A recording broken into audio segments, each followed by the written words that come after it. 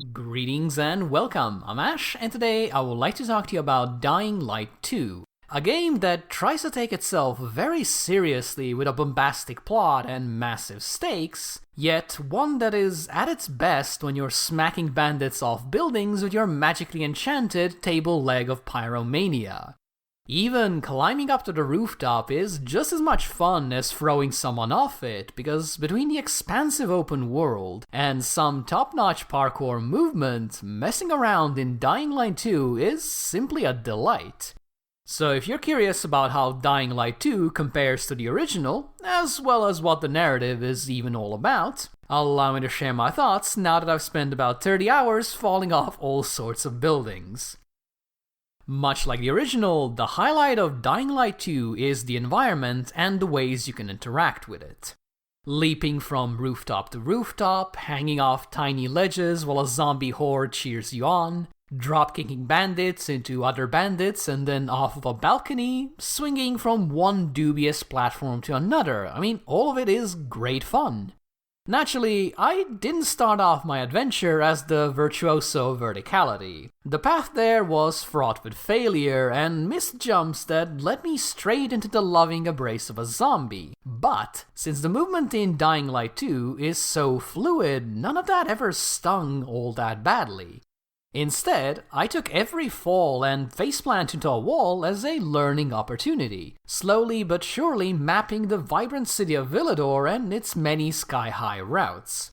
It took around 10 hours for everything to click for me, but once it did, I found myself entranced with Dying Light 2's movement. There is just something uniquely exciting about being able to jump off of a massive building onto the streets below, fully knowing that you timed everything perfectly and that you'll be able to bounce back up before any zombie can even think about swiping at you. Things then only get better at night when the stakes are higher as the zombies litter the streets in large numbers, while special variants start to pop up all over the place in order to give you a run for your money. And run you will, because if you are spotted or make too much noise, a chase will be initiated. Each chase has 4 different tiers to represent just how boned you truly are, with each one spawning progressively more zombies, along with more powerful variants that will want to chew on your face. Now, you can ditch your pursuers by reaching any friendly location with a UV light, something that is remarkably easy to do once you've explored the map. However, if you decide to take some risks and get caught in unknown territory, a chase can be nerve-wracking yet also exhilarating at the same time. I only had a couple that went really out of hand, but each of those panicked chases across the rooftops ended up being such a memorable experience for me that I am now 100% convinced that Dying Light 2 has made a grave error by including so many safe areas. Besides giving the zombies some much-needed exercise, the main reason you'll want to venture out into the night are the various dark zones. These are areas that are tightly packed with zombies during the day, while throughout the night they offer a sort of high-risk, high-reward approach to looting. At night, the vast majority of the really nasty zombies are busy howling outside, while the ones that are left inside are mostly stuck in a sort of catatonic state. While they are like this, they are very easy to avoid, though as with any sleepover, there's always one or two that are restlessly stomping around and making noise. So in order to avoid rousing an entire zombie horde, you'll need to carefully navigate around the sleeping ones, stealthily take out the active ones, and, ideally, strip the place clean of any delicious loot, all in the process. The most valuable of these items are inhibitors, 3 of which when combined allow you to select a health or stamina boost. While you will uncover a fair few of these inhibitors throughout the main story campaign, the bulk of them is found in interesting places throughout the world, so you are highly encouraged to take risks and go and explore. It is a great idea, though I just wish the difficulty was cranked up a bit higher so you couldn't just ignore the tense stealth sections by funneling zombies into a tight corridor and then simply slicing them into pieces.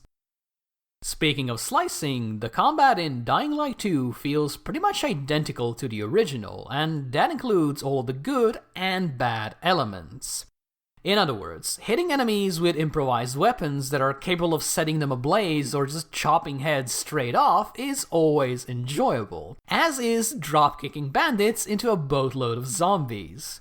The downside is that the combat system is very simple, and once you master the basics, pretty much all of the challenge will simply evaporate. In theory, the special zombies and the smarter human opponents are supposed to compensate for that by requiring more advanced tactics to take down, but for the most part, you can just do the same dodge-hit-dodge routine from the very start to the very end without any sort of issue. To be perfectly honest, I don't actually mind that too much, as the combat in Dying Light 2 is at its best when you're just clowning around, and the mild difficulty curve allows you to do just that. So instead of being efficient and simply hitting a group of enemies over the head with a poisonous cricket bat, why not throw the baddies off rooftops, chuck carefully timed explosive canisters at them, kick them into environmental traps like fires or spikes? Or maybe even make them fight another faction while you sit on a nearby car observing the carnage. It is certainly a far more engaging experience than simply mashing mouse 1 until there is nothing left.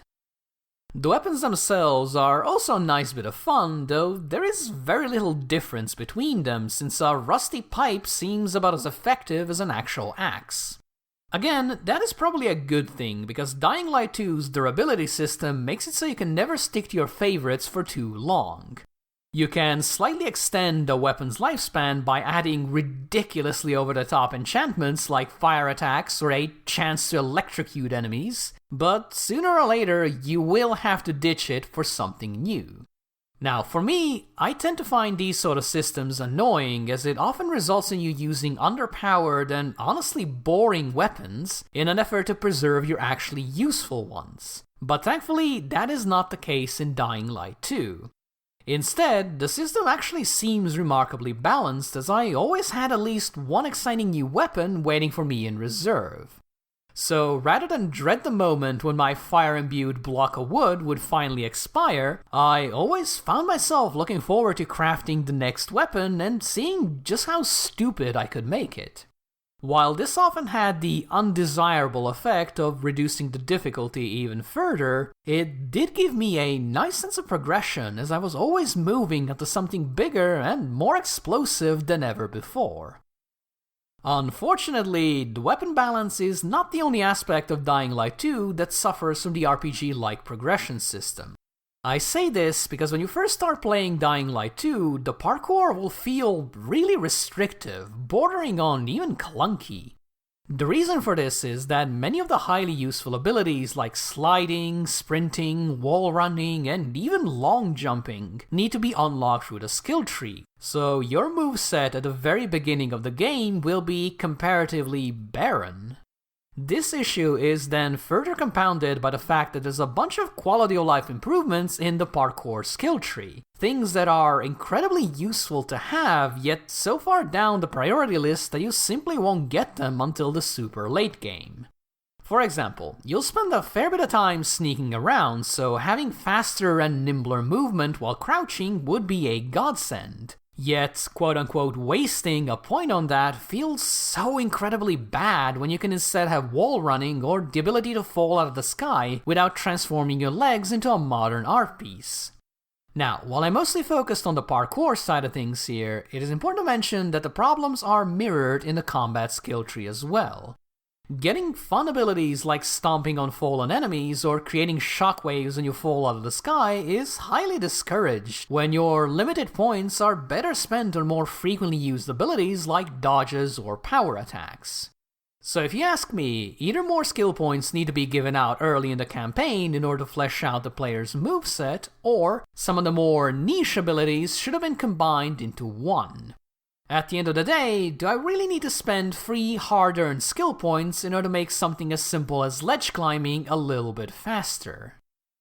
As for my opinion on the story, well, it is the type of narrative that's not bad enough that I want to make fun of it, yet also not good enough that I'd want to dive deep into its intricacies. The writing and a good portion of the voice acting are on the quality level of a B-grade zombie movie. which, while very thematic, admittedly, doesn't leave much of a lasting impression. So, without spoiling too much, your quest to find your long-lost sister Mia quickly gets derailed by local politics between two warring groups. Peacekeepers, that are essentially a rules-obsessed police state, and survivors, which are a disorganized group of farmers, tinkerers, and straight-up madmen by the looks of things. Both groups are sadly portrayed as absolutely insufferable idiots throughout the story, yet you will still want to align yourself with one of them in order to unlock a variety of nifty benefits. It's grilled. The goat is grilled. I'm such an idiot. I'm sorry. I don't know how I could get it so wrong. I told you it would be a waste of time. Why? I don't think so. The survivors expand your free-running repertoire with well-placed lifts, ziplines, and other assorted parkour knickknacks, while the peacekeepers help you fight zombies with improvised traps that range from practical to downright ridiculous. Choosing one over the other pushes some of the missions in a slightly different direction, while the main storyline is more or less identical between the two. While I don't particularly mind that, I do have a problem with the campaign's pacing. Far too many missions boil down to doing the exact same thing over and over again, which initially made me think that Dying Light 2 is padding for time because it lacks content. Yet, surprisingly, the truth was actually quite different. Somewhere around the 12 to 15 hour mark, Dying Light 2 gave me access to a large new area to explore, the very first range weapon, as well as an incredibly fun glider, all at the same time. If these toys were given out in more regular increments throughout the campaign, I think I would have had a much easier time accepting some of its flaws. As it stands, the lulls in the story only serve to point out just how unlikable the vast majority of the characters are, which for a game with as much dialogue as Dying Light 2 really is a shame. While the writing might leave a lot to be desired, the world design is fairly well thought out and features far more color than one you might expect from a zombie game. After all, 15 years have gone by since the world collapsed, so it makes sense that not everything is covered in dust and grime. Naturally, there is still plenty of that to be found within the disused buildings and underground service tunnels, though there is also plenty of areas where nature has transformed fields of concrete into fields of flowers. Nowhere is this more apparent than when you're running across the rooftops that are almost completely overgrown, either intentionally as a part of a farming project or simply due to a decade of neglect. This sort of scenery gives Dying Light 2 a strong atmosphere, as the contrast between the natural beauty of the world and the shambling hordes of the infected really drives home that end-of-the-world feeling. The only real issue I have with the world design is the overly liberal use of the copy-paste tools for the building interiors, especially the ones that are not story-related. I think I've explored the exact same house over a dozen times throughout my adventures, and the same goes for many of the rooftop resorts which have identical item placements, down to the same travel bags you can rummage through for scraps.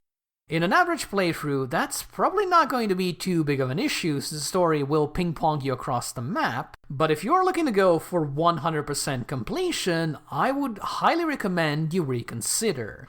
There is a real sense of bloat to Dying Light 2's content, and if you force yourself to do missions or explore areas you might not have an interest in, you will likely burn out before you even finish the story, as there is just far too much stuff to do. To end all of this on a positive note, I have to say that I am genuinely impressed by how stable Dying Light 2 was for me. Throughout my entire playthrough, I don't think I've encountered more than a handful of bugs, and none of them have been even remotely disruptive. In fact, pretty much all of them have been hilarious, as they involved enemies getting flinged into the stratosphere Team Rocket style, or just embedded into a nearby wall after a particularly savage dropkick. Performance has also been rock solid, even on my now aging machine. The only time I ever encountered any sort of noticeable frame drops was immediately after loading the game, though even that quickly faded. So regardless if I was fighting a horde of zombies face to face or gliding from the top of a skyscraper, I am happy to say that Dying Light 2 was at its best behavior.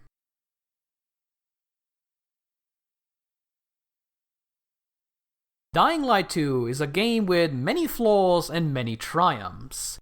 For every obnoxious character or repetitive mission, there is a building that's simply begging to be climbed or a zombie that's just perfectly positioned for a Goomba stomp. Combine that with some of the best free-running mechanics around and an open world that is brimming with locations to explore, and you've got yourself a rather entertaining apocalypse. So if you enjoy creating your own fun as you mess around in open world games, and you don't mind a bit of repetition, then I feel I can heartily recommend Dying Light 2 to you. On the other hand, if you're looking for tightly designed missions and a story that will keep you at the edge of your seat with excitement, I am afraid to say that you won't find that here. The final thing worth mentioning is that Dying Light 2 has a massive amount of potential, and if Techland sticks with it like they did with the original, I have no doubt that at some point down the line it could become a true classic. As it stands, Dying Light 2 is a slightly misguided yet highly enjoyable bandit-kicking simulator. Thank you guys for watching, and if you enjoyed this, or even if you didn't, please do let me know. If you'd like to see more, make sure to subscribe, hit the stupid bell, pet your dog, and do whatever other nonsense you gotta do these days. Thank you again for watching, and I hope to see you soon. See ya!